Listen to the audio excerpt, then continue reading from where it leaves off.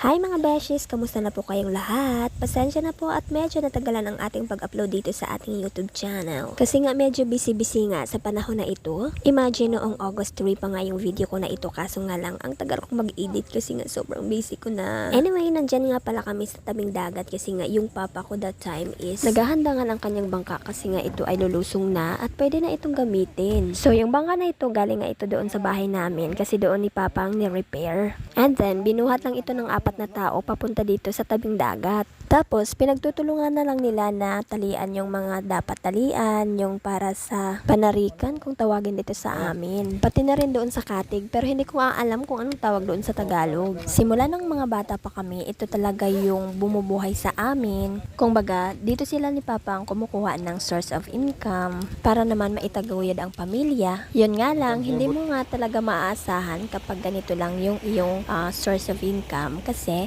minsan walang huli. Maliban dyan, sumasama yung panahon, darating yung mga bagyo, or maalon yung dagat. Or kahit mga walang bagyo or hindi nga maalon yung dagat, ay kaunti nga lang yung kanilang huli. Depende talaga yan sa buwan kung magpapahuli yung isda. At kung hindi naman magpapahuli, ay hindi talaga. That's why, meron silang ginagawang paraan na padapuin yung isda. Kumbaga, ginagawa nila ng bahay-bahay para doon magtatago yung isda. Yung ibig ko pong sabihin ay naghuhulog sila ng tambon.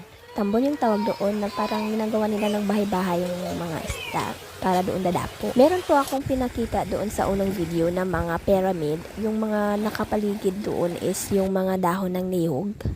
Yun po yung isa sa mga nilalagay or hinuhulog doon sa tambon. At kung ano-ano pang nilalagay para lamang na yung isda ay pupunta doon or dadapo doon. And then, kung dadapo nga doon, ay may tendency na makahuli nga sila. Yung mga kukuha nga pala doon is yung mga malalaking isda, kagaya ng mga lapu-lapo, bansa, yung mga maya-maya, na yung mga malalaking isda or kahit na anong isda, pero kadalasan yun yung kanilang mga huli, yung maya-maya at saka yung lapu-lapu.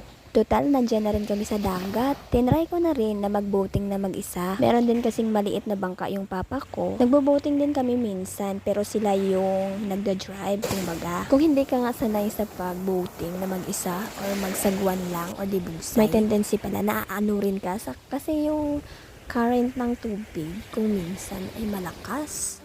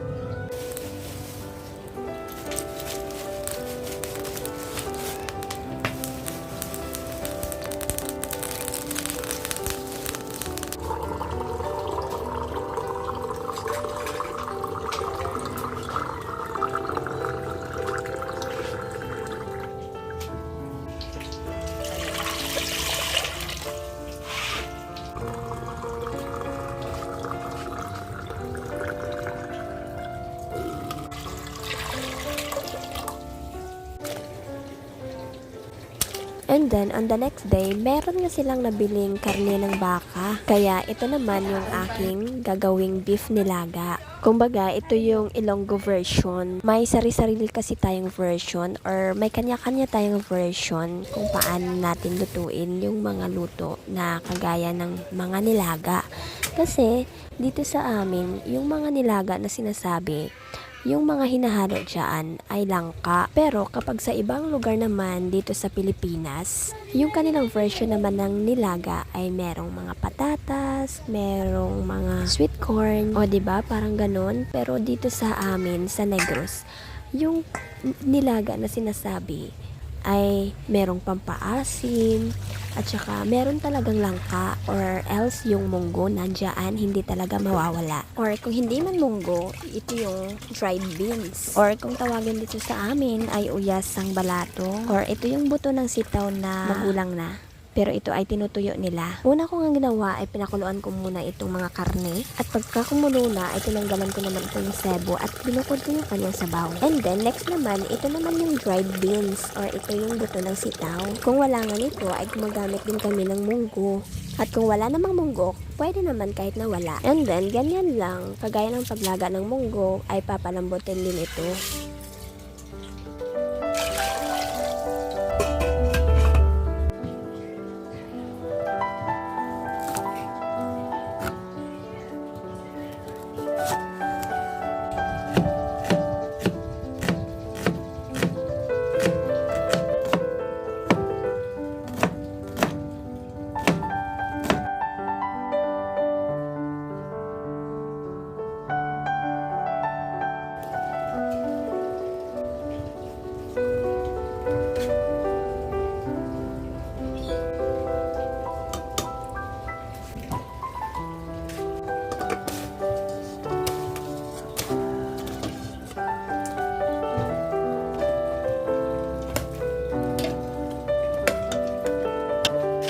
And then, nung medyo malambot na nga yung dried beans, hinulog ko na rin ito, karne. Yung karne ko dito ay hindi pa gaano malambot, kaya need ko pa na medyo pakuluan siya ng kaunti.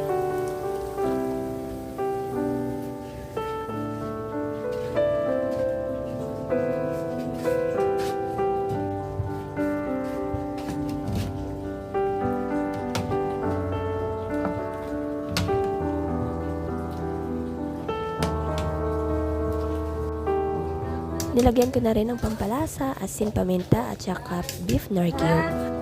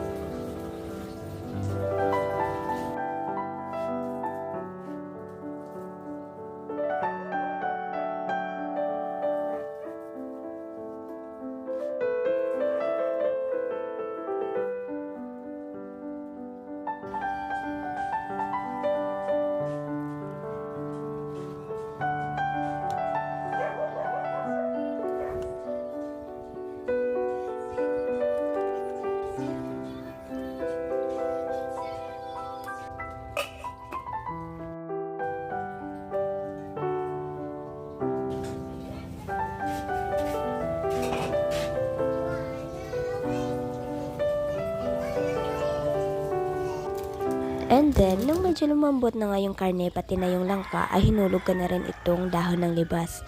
Yung dahon na ito ay nagbibigay ng kaunting aroma at saka kaunting asim sa ating niluluto. And then, hinulog ko na rin yung siling haba pati na rin yung batuan. Yung batuan dito sa amin, ito yung isa sa ingredients din na nagsisilbing pampaasim sa ating niluluto. At kung hindi nga available yung batuan sa amin, naglalagay na lang kami ng sinigang mix.